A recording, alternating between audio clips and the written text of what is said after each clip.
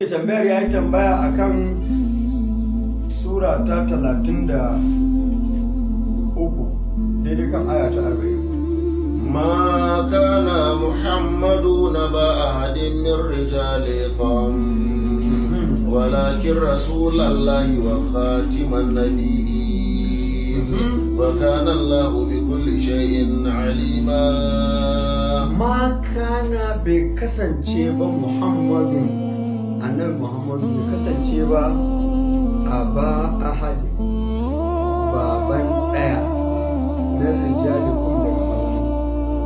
ma na fiya shi kana ism a wato fi'il madi na ma kana Muhammadu sai ya zamanto ismu kana marfu'un bil dhamm aba sai zamanto wato khabaru kana منصوب وهو مضاف أبا أحد سيدنا مضاف إليه مجرور بكسرة ظاهرة في آخره ما كان محمد أبا أحد من رجالكم من حرف الجر من على السكون رجالي اسم مجرور بمن وهو مضاف كم ضمير متصل مبني على السكون في محل جر مضاف إليه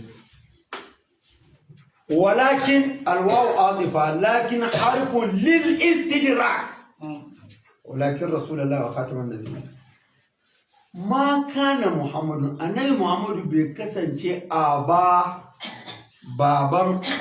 احد daya min rijalikum daga cikin mazan ku ba baban daya daga cikin ku bane maza mai tambaya yace to wai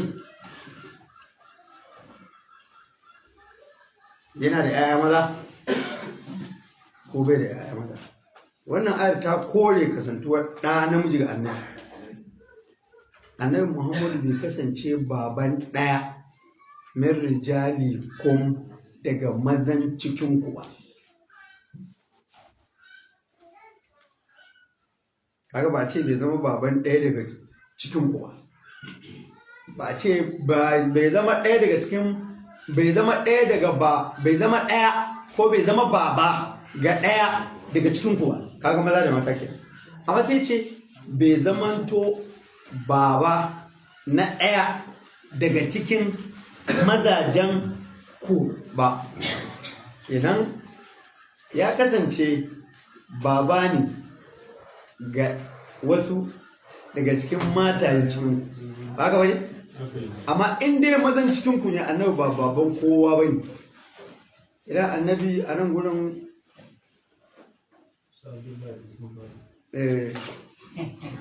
na sun faɗi malin sai sa abdullahi din sun faɗi a nan gurin sa alƙasu mu dukka ba inda Allah ya faɗa an gani to amma mun gani annabi yana da ƴaƴa mata ya ayyuhan nabi kulli azwajika يا أيها النبي قل لأزواجك وبناتك ونساء المؤمنين يدنين عليهن من جلابيبهن ذلك أدنى أن يعرفن فلا يؤذين وكان الله غفورا رحيما. يا أيها النبي يا كي ونن النبي الله يقول قل كفدا li'azwajika ga yawa matanka na aure wa banatika da ƴaƴanka mata ko wa nisa'il mu'minina ka kuma faɗawa matan masu imani ka ce musu yudnina alaihinna min jalabibihin wannan ke nuna cewa annabi yana da matan aure nasa na kansa yana da ƴaƴa mata nasa na kansa tunda Allah ya umarce shi ya faɗa musu tare ma da sauran matan masu imani amma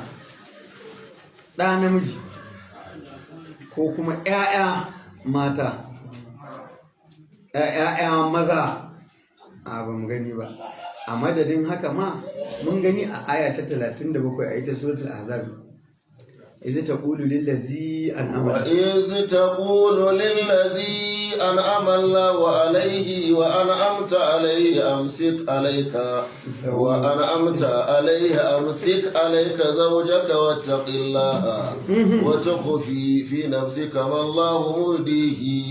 وتخشى الناس والله أحق أن تخشيه فلما قضى زيد منها وطرا زوجناكها لكي لا يكون على المؤمنين حرج في أزواج أدعيائهم إذا قضوا منهن وطرا وكان أمر الله مفعولا. وإذ annabi akwai yayin da ta ƙulu kai ɗin kake cewa lillazi ga wani wanda an amallahu alaihi Allah ya yi masa ni'ima wa an amta alaihi kuma kai ma ka yi masa ni'ima kace da shi amsik alaika zaujaka ka riƙe matarka da kyau wattaqillaha kuma ka ji tsoron Allah wa tukhfi fi nafsika ya rasulullah kana ɓoyewa a cikin ranka mallahu mubdihi abinda sai Allah ya bayyana shi wa takshan nasa kana jin tsoron mutane wallahu shi Allah a haƙu shine mafi cancanta an takshahu ka ji tsoron sa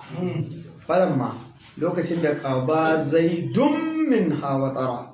yayin da zaidu ya ƙare bukata da ita ya sake ta zawwajana ka ha sai muka aura maka ita. Zaidu yana cikin waɗanda annabi ya masa ni'ima, annabi yana masa faɗa yana jan kunnensa ka riƙe matarka da kyau ka ji tsoron Allah. Amma Zaidu ba ɗan annabi Muhammadu ba, irin duk yadda yake kusanci da shi da duk yadda suke ba dai ɗansa ba ne, ko da kowa zai ce a Zaidu na wani Zaidu da na gidan wani na gidan annabi, to dai fa duniya ta shaida ba ɗansa ba ne, don a san haka Allah ya ce zawaji naka muka aura maka ita, da ɗansa ne kenan ba zai auri matar ɗansa ba ya saka. To me yasa Allah ya ce mun aura maka ne li kai la yakuna alal mu'minina haraj, don gudun kada ya kasance ga masu imani ya zama suna da kunci su samu damuwa fi azwaji adiyahi gurin auren matan ƴaƴansu na ruko. In ka rike ɗa ruko kai ba ɗanka bane, to dan ya saki mace za ka iya aura. To dan ai haka shine sai aka yi gwaji da shugabanmu gaba ɗaya, ya rike Zaidu ba ɗansa bane, Zaidu ya saki mata annabi Allah ya aura masa ita. Idza qadaw minhunna watara, idan su ƴaƴan da kuka rike din sun sake su, simple as that. Wa kana amrullahi maf'ula, al'amarin Allah ya kasance abin aikatawa ne. To kaga annabi ana ƙara nuna maka an ce ba uba ne ga ɗaya daga cikin mazan cikin ku ba. Na biyu gashi nan yana da ƴaƴa mata, ga umarnin da aka yi tara su ya karantar da su. Sannan sai dai ɗa da ya riƙe namiji, ɗan riƙo ne shi ma ba ɗansa ba ne.